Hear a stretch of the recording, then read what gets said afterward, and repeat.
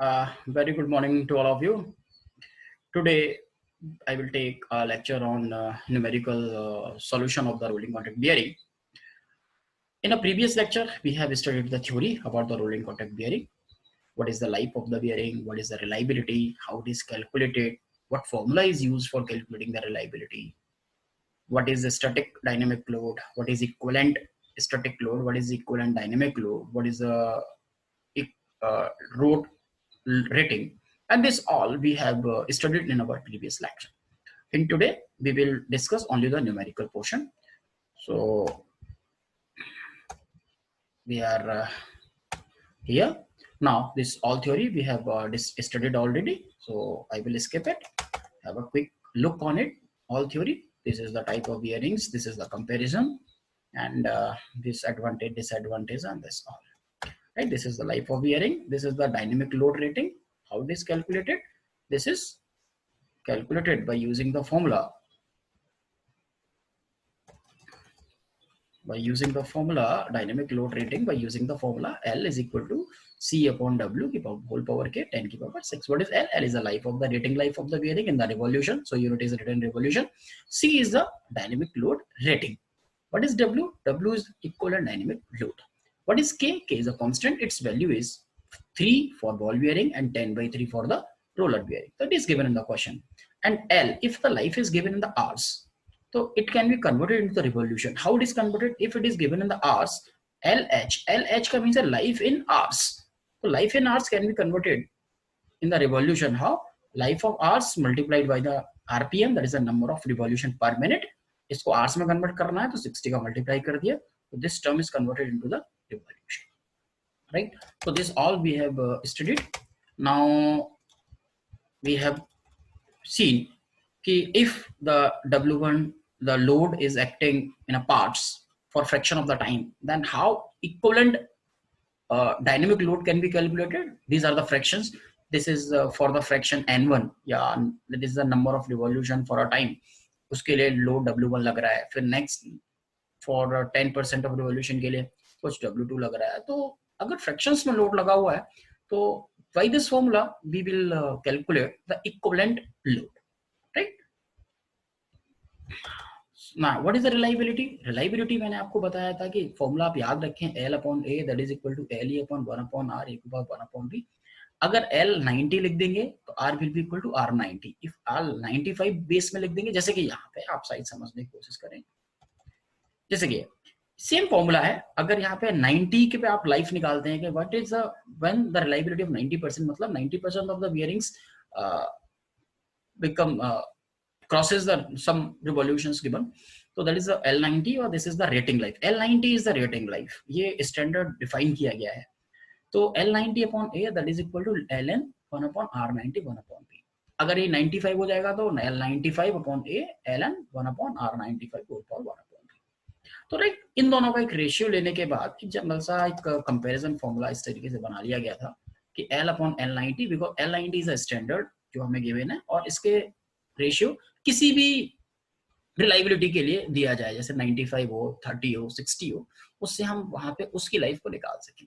तो Ln 1 upon R upon Ln 1 upon R90 whole power 1 upon B. No need to remember this, I have already said. Right? So this is all basics formula, बस इससे ज्यादा की जरूरत नहीं है. तो देखते हैं हम आगे चल के. तो here is our numerical.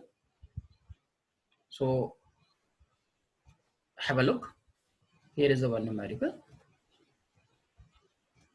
A shaft is a constant speed is to a variable load. The bearings supporting to the shaft are subjected to the stationary equivalent radial load 3 kilonewton for 10% of time.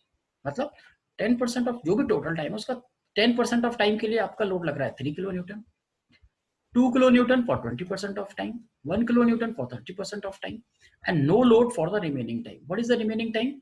Total time will be the 100%. 10 plus 20. तो 100 minus 10 minus 20 minus 30, that will be 40. तो for 40% of time के लिए क्या है कि कोई भी load act नहीं कर रहा है.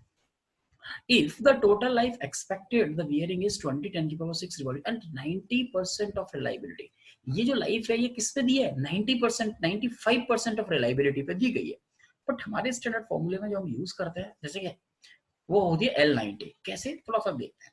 Calculate the dynamic load rating, मतलब आपको डायनेमिक लोड रेटिंग पूछा गया है, मतलब आप कौन सा फॉर्मूला लगाएंगे सर? एक ही फॉर्मूला है जो आप लगाएंगे, वो फॉर्मूला होता है L is equal to C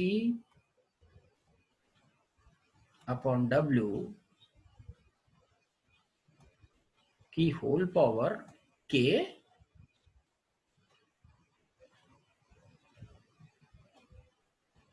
sorry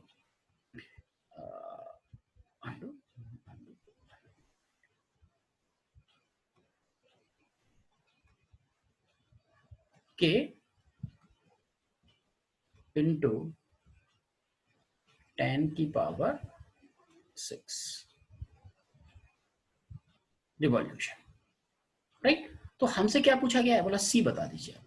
तो हमको क्या चाहिए, बोला W चाहिए टोटल, ये फ्रैक्शंस में गिवन है तो हमें इक्विवेलेंट डायनामिक लोड निकालना होगा, राइट। लाइफ आपको एक तरीके से गिवन है, बट ये यहाँ पे जो फॉर्मूला है इसमें हमेशा जो लाइफ होती है वो कौन सी होती है, 90% ऑफ बियरिंग वाली। बस ये जरूर ध्यान रखें हल्का सा, कि ये जो नहीं डायरेक्ट यूज नहीं होगी, यहाँ पे जो लाइफ यूज होती है वो 90% ऑफ बियरिंग वाली होती है। बट क्वेश्चंस में आपको कौन सी गिवन है, 95% ऑफ रिलायबिलिटी वाली गिवन है। तो मतलब आपको एक L90 निकालना पड़ेगा पहले, राइट। सी निकाल, तो उससे पहले आपको L90 निकालना पड़ेगा और आपको W निकालना पड़ेगा। जब ये दोनों चीज मिल जाएंगे, आप इस फॉर्मूले में यूज करेंगे तो आपको C मिल जाएगा। I think the thing is clear, अपना पाथ क्लियर है कि हमको क्या क्या निकालना है।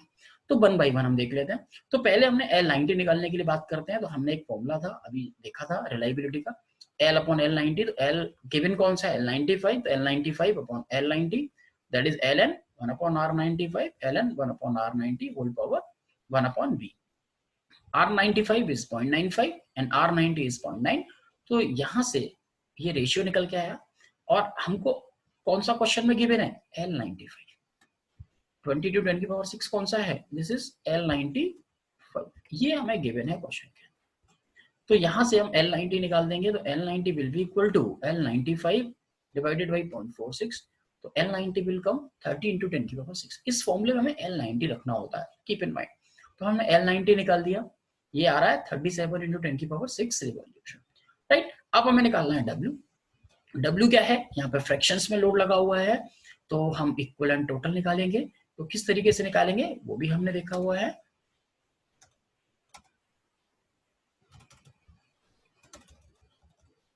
ये देखिए, ये रहा अपना फॉर्मूला कि what is equivalent W, N1। N1 का मतलब कितने फ्रैक्शंस के लिए लगा हुआ है, तो ये कितना लगा है, 10% ऑफ टाइम के लिए, मतलब 0.1 ऑफ N के लिए लगा हुआ है कितना load, 3 kilo Newton.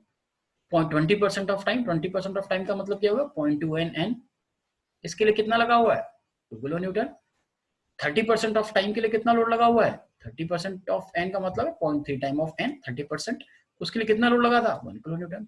And the remaining, what is the remaining, that is the 40% of N, उसके लिए कितना लोड लगा हुआ है, बोला जीरो। जीरो का मतलब ये देखिए, ये जीरो लिखा हुआ है, मतलब इस ये टर्म तो ऑटोमेटिकली जीरो होने वाला है पूरा का पूरा, ये तो पूरा टर्म ही जीरो हो जाएगा क्योंकि जीरो का मल्टीप्लाई है।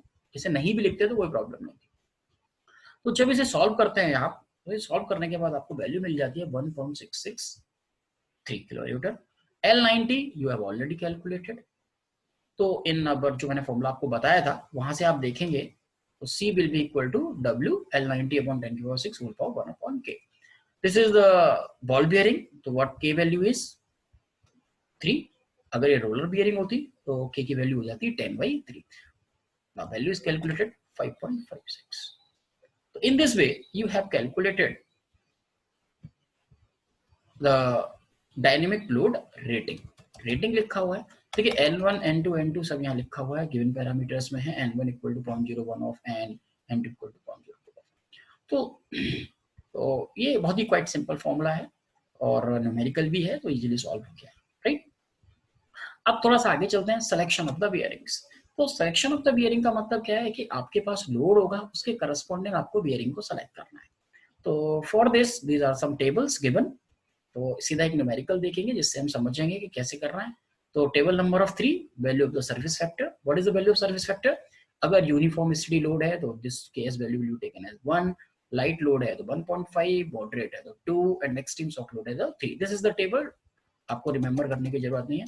लाइफ ऑफ बियरिंग कुछ इस तरीके से गिवन है कि अगर मशीन है short period of immediately whose break down, उसके लिए लाइफ एक्सपेक्टेड इतना हो जाता है। तो ये जो टेबल है ये आपको एजम्पशंस के लिए दिया है कि अगर कोई पैरामीटर गिवन नहीं है तो you can select the parameter from this table, but इस टेबल की आपको जरूरत नहीं पड़ेगी कहीं भी, राइट। ऐसा न्यूमेरिकल अपने पास नहीं आएगा, राइट। ऐसे ही ये बियरिंग नंबर्स है। जैसे कि क्वेश्चन में आता है कि select the bearing number, market में जो बियरिंग है वो बियरिंग नंबर से मिलती है। तो आपको क्या है कि आपको लोड मालूम है, तो उस लोड के करस्पॉन्डिंग कौन सी बियरिंग आपको सूट करेगी वो कैसे पता चलेगा, इस टेबल से, राइट। तो यहाँ पे आप देख रहे होंगे single deep groove ball bearing का कॉलम है ये, यहाँ पे single row angular contact bearing का कॉलम है, double row angular contact bearing का बियरिंग है, सेल्फ अलाइनमेंट बियरिंग है, इसी तरीके से बियरिंग्स का कॉलम है। ये जो है स्टैटिक एंड डायनेमिक लोड, ये हम कैलकुलेट, सी क्या है, डायनेमिक लोड फैक्टर, तो हम कैलकुलेट करेंगे। जैसे कि डायनेमिक लोड फैक्टर की वैल्यू कुछ आ जाती है जैसे 6.1, और क्वेश्चन में गिवन है कि single row deep groove ball bearing आपको चाहिए, तो जैसे कि आपका सी की वैल्यू आ जाती है 6.1, तो हम क्या बोलेंगे कि 6.1 के लिए कौन सा बियरिंग सूटेबल है, इसके करस्पॉन्डिंग देखेंगे तो कौन सा बियरिंग आ रहा है सामने, जैसे हमने एग्जांपल लिया है 6.1, तो इसके करस्पॉन्डिंग कौन सा बियरिंग आ रहा है 202, तो हम बोलेंगे बियरिंग नंबर 202 इज सेलेक्टेड। आसान में आती है, अगर नहीं आती है तो नो प्रॉब्लम, सीधा एक न्यूमेरिकल देख लेते हैं, all thing become more clear. Okay, so आगे चलते हैं कि किस तरीके से देखना है न्यूमेरिकल को।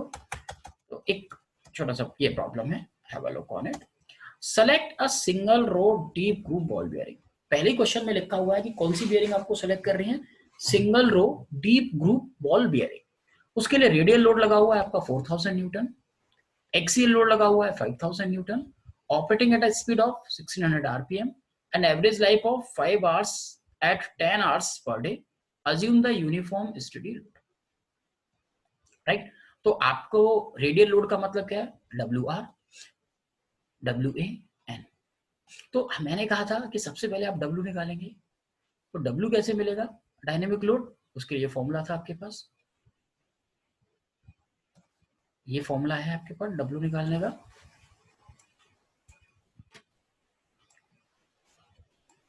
राइट। ये फॉर्मूला है आपके पास W निकालने का। तो यहाँ पे आपके पास क्या है, बोला कि रेडियल लोड फैक्टर चाहिए, वेलोसिटी फैक्टर चाहिए, वाई फैक्टर चाहिए, ये कहाँ से मिलेंगे, these all will be selected from the table. आपको कुछ भी लर्न नहीं करना है, सब टेबल से सिलेक्ट करना है। आप कैसे सिलेक्ट करेंगे, एक एक करके देखते हैं। आपके पास रेडियल लोड है, यस सर, एक्सियल लोड है, यस सर, तो कैसे सिलेक्ट करेंगे तो देख लेते हैं। पहले तो इन्होंने क्या किया है कि इसकी लाइफ को निकाल लिया है इन्होंने, तो लाइफ को कैसे निकाला है वो बाद में देख लेते हैं, चलिए कोई बात नहीं।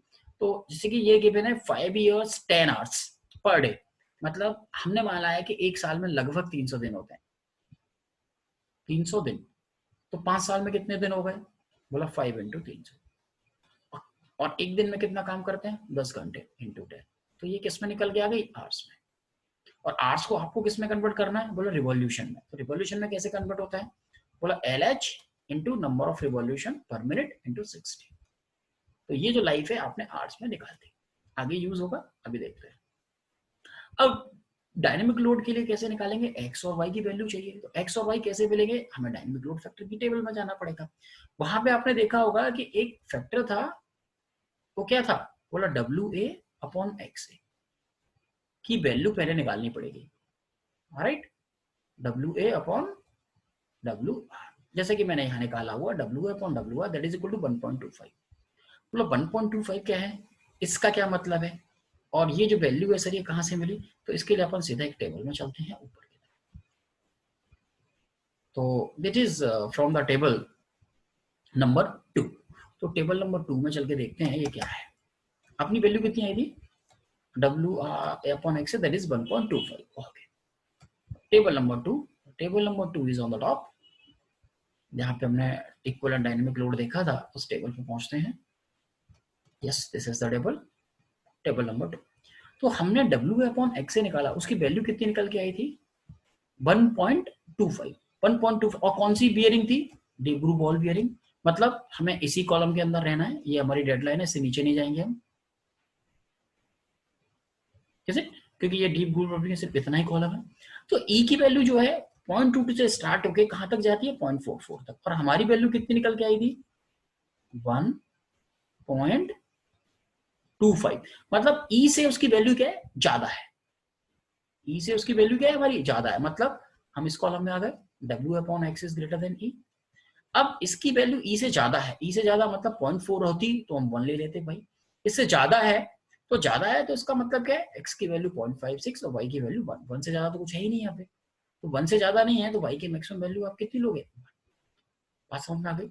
अगर ऐसे ही ये वैल्यू 0.22 से कम आ जाती, तो फिर कम आ जाती तो हम ये सेलेक्ट कर लेते पहले उसको 1 एंड 0, राइट, क्योंकि W/R is less than E, is it. तो हमारे क्वेश्चन में जो E की value that is 1.22 that is greater than, तो हमने वैल्यू सिलेक्ट कर लिया 0.56 एंड 0.1, इज इट। तो यहां से हमें ये पता चल गया x और y की वैल्यू, तो हम सीधा अपने न्यूमेरिकल पर पहुंचते हैं, सीधा अपने न्यूमेरिकल पर पहुंच जाते हैं और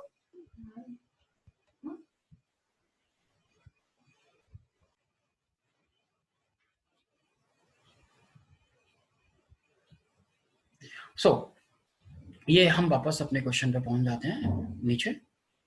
तो ये रहा हमारा क्वेश्चन, तो यहाँ पे हमने x और y की वैल्यू मिल गई हमको,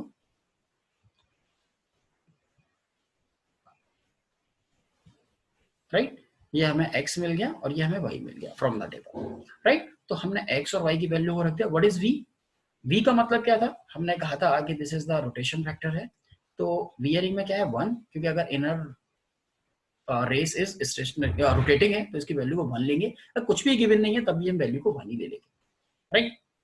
तो इस तरीके से हमने W की वैल्यू को निकाल दिया, राइट। अब ये देखते हैं कि जो लोड है, तो इक्विवेलेंट डायनेमिक लोड क्या होता है, इसमें एक सर्विस फैक्टर का और मल्टीप्लाई कर देते हैं। तो सर्विस फैक्टर क्या होता है कि सर्विस फैक्टर जो वैल्यू होती है वो किस तरीके का लोड है, तो क्वेश्चन में आपको गिवन था यूनिफॉर्म स्टडी लोड, तो frame table number 3, table number 3 से हम क्या करेंगे, ये केएस की वैल्यू को भी सेलेक्ट कर लेंगे। तो यूनिफॉर्म स्टडी लोड, बोला टेबल नंबर 3 कहाँ है, तो टेबल नंबर 3 ये देखिए ये टॉप पे ही है, यूनिफॉर्म स्टडी लोड, तो यूनिफॉर्म स्टडी लोड के लिए इसकी वैल्यू क्या हो जाती है 1, तो जो हमने W निकाला उसमें KS का मल्टीप्लाई और कर देते हैं, राइट। तो इसकी वैल्यू 1 मिल गई, इसमें हमने 7240 into 1 that is equal to 7240, तो ये W मिल गया हमको। जब W मिल गया तो हमने अपना जो इक्वेशन था लाइफ ऑफ बियरिंग का उसमें पुट किया, तो हम क्या करेंगे, डायनेमिक लोड रेटिंग निकाल देंगे यहाँ से इस फॉर्मूले से, क्योंकि L हमें मालूम चल गया है, that is L90, what is W पता है, K पता है, तो ये जो वैल्यू है वो हमारी कुछ निकल के आ गई 81760, किलोमीटर में कन्वर्ट कर लिया हमने 81.76। अब इसके करस्पॉन्डिंग हमें क्या है, बियरिंग को सेलेक्ट करना है, राइट। मैंने कहा था ना कि बियरिंग को सेलेक्ट करेंगे, तो ये सी की वैल्यू हमने निकाली, अब इसके करस्पॉन्डिंग बियरिंग को सेलेक्ट करना है, तो अपनी जो वैल्यू पे कितनी है 8.76, तो इसके लिए हम बियरिंग को सेलेक्ट करने के लिए कहाँ चलेंगे, टेबल नंबर 5, जैसा कि मैंने यहाँ लिखा हुआ, तो टेबल नंबर 5 कहाँ है, जरा ऊपर चलते हैं, ये है हमारा टेबल नंबर 5,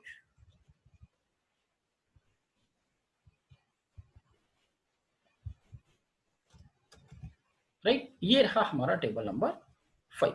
तो हमारा जो वैल्यू था वो कितना था 81 पॉइंट समथिंग, और कौन सा था, डीप ग्रूव बॉल बियरिंग, तो बोला sir deep groove ball bearing, तो पहले तो ये देखिए कि आप किस कॉलम में चलेंगे, तो डीप ग्रूव बॉल बियरिंग का कॉलम ये है, आप इसमें रहेंगे, इधर और किसी को नहीं देखेंगे, तो ये अपना डीप ग्रूव बॉल बियरिंग है। अब इसमें देखते हैं हम डायनेमिक लोड, ये ना इसमें वैल्यू को देखते चलते हैं कि 81.6 कहाँ पे आता है, समझ में आती है कि सर 81.6 कहाँ पे आता है, तो यहां हमने देखना शुरू किया 81.6, देखिए 85 के आसपास, मतलब 81.6, क्योंकि ये 68 है, इस नंबर से भी हम सेलेक्ट कर सकते हैं, तो इस बियरिंग को भी सेलेक्ट किया जा सकता है, राइट। और अगर आगे हम चलें 81.5, मतलब हायर वैल्यू की तरफ अपन जाते हैं, तो इसको नहीं सेलेक्ट करेंगे 90, तो हम 315 को भी सेलेक्ट कर सकते हैं, राइट। और अगर और आगे चलते हैं, दिस इज 85, 81 पॉइंट है, तो हम बियरिंग नंबर 219 को भी सेलेक्ट कर सकते हैं। So on the basis of these value, we can select the bearing number 412 or bearing number 315 और bearing number 219। तो हम तीनों में से कोई सेलेक्ट कर सकते हैं, तो जनरली किताबों ने शायद आई थिंक 315 को सेलेक्ट किया हुआ है, तो this will be the answer. तो इस तरीके से आपका ये आंसर हो जाएगा। ठीक है, हाँ, तो ये देखिए क्वेश्चन देख लेते हैं आंसर क्विक। तो from the table 5 bearing number 315 is selected for C equal to 90, क्योंकि इससे हायर फिगर देखेंगे। मैंने कहा था कि 412 को भी सिलेक्ट कर सकते हैं या फिर 219 को भी सिलेक्ट कर सकते हैं, तो आप वो भी सिलेक्ट कर सकते हैं। इसे तो ये है न्यूमेरिकल सॉल्व करने का तरीका, क्वाइट सिंपल है, nothing more than that. In the same way एक और न्यूमेरिकल यहाँ पे दिया हुआ है, उसको भी जरा क्विकली देख लेते हैं। So this is the problem. Single row angular contact ball bearing number 310. This is the bearing number is given. Is used for an axial flow compressor. Bearing is to carry a radial load of 2500 Newton and axial thrust load of 1500 Newton. Assume the light shock load. Determine the rating life of the bearing. Rating life of the bearing मतलब अपन को L निकालना है, right? तो bearing number is given here, right? तो हमको क्या क्या मालूम है कि सर रेडियल लोड मालूम है, एक्सियल लोड मालूम है, तो this is the radial load, this is the axial load, take the ratio of W axial upon W radial, तो W axial upon W radial that will be equal to 0.6, तो corresponding to the 0.6 take the value of x and y, choose the value, तो how, तो this is a single row angular contact ball bearing, तो just go to the table for the x and y upside, here is the table for x and y. This is the angular contact ball bearing. Is this? So just this is the angular contact ball bearing. In this, what we did, we have calculated the value WA upon WR. This value is coming 0.6.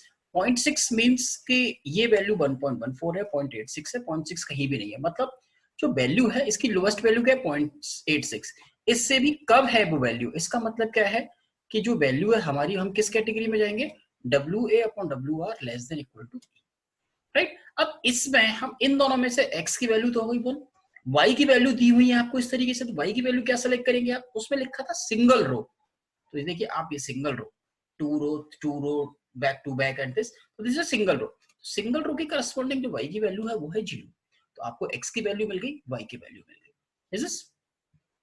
तो इस तरीके से आपने x और y की value को निकाल दिया। Now just come back to our numerical problem. तो ये हो गया WA अपॉन WR, ये वैल्यू आ गई 0.6,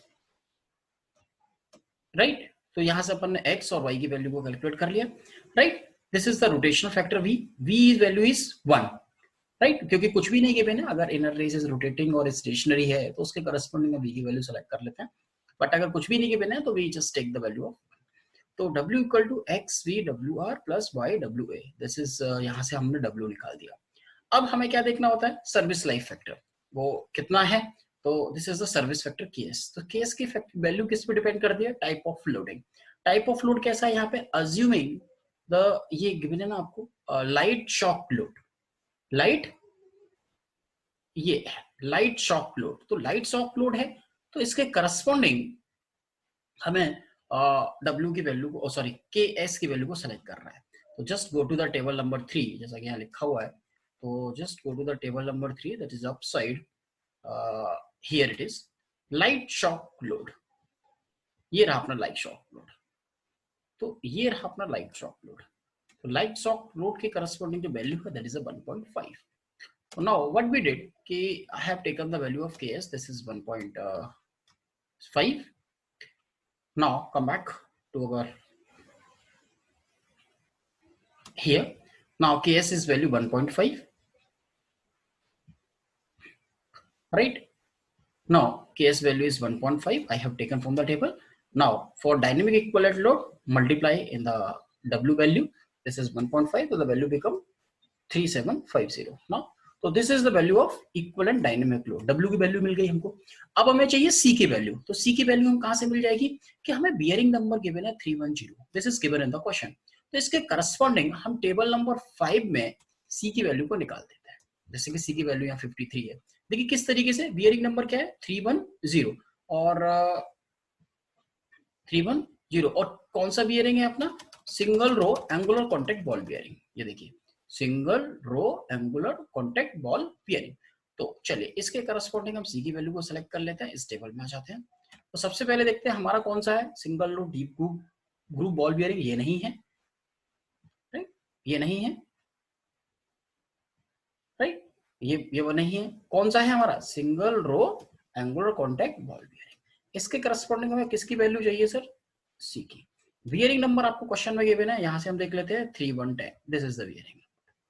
इसके करस्पॉन्डिंग जो सी की वैल्यू है वो क्या है आपकी? 53। अब 53 क्या है? न्यूटन है, किलो न्यूटन है, मेगा न्यूटन है, व्हाट इट इज? तो just have a look on it top. ये देखिए, बेसिक कैपेसिटीज इन किलो न्यूटन लिखा हुआ है। तो इसका मतलब ये है कि ये जो सी है ये किस में है आपको? किलो न्यूटन में, राइट। तो ये किलो न्यूटन में है, तो इसका मतलब ये है कि इसकी जो वैल्यू है वो किस में है? Kilo newton. तो we have taken the value of this in kilo newton. Now W is calculated already. Now put in the formula of life, L is equal to C upon W की power K into 10 की power 6 revolutions. What is C? This is 53,000 Newton. What is W? This is 3750. What is K? K equal to 3 because it is a ball bearing. यहाँ लिखा भी है K equal to 3 for the ball bearing. अगर roller bearing होता तो it will take 10 by 3. So by putting this value, we can find out the life of the bearing. So this is the whole procedure to find out the parameter or to design a roller contact ball bearing. So these are some problems I have discussed. Some more problems are there that you should you solve it yourself. This is the assignment problem. This is in which I have divided the load for a fraction of time. जैसा कि problem मैंने कराया था कि fraction of times के लिए load divided है, तो आप उसके तरीके से क्वेश्चन दिया हुआ है, और एक मैंने ये दिया हुआ है। तो ये दो असाइनमेंट प्रॉब्लम है, solve it by your own and these are the answer of this. तो जैसा मैंने डिस्कस किया है, in a same way you can solve this equation. And thank you very much. This is all about the rolling contact bearing. Thank you, thank you. I hope कि आप लोग को समझ में आया होगा ये सब। Thank you very much. और मैं कहूँगा कि आप लोग इसे पढ़ लें और बहुत अच्छे से एग्जाम करें। Thank you, thank you.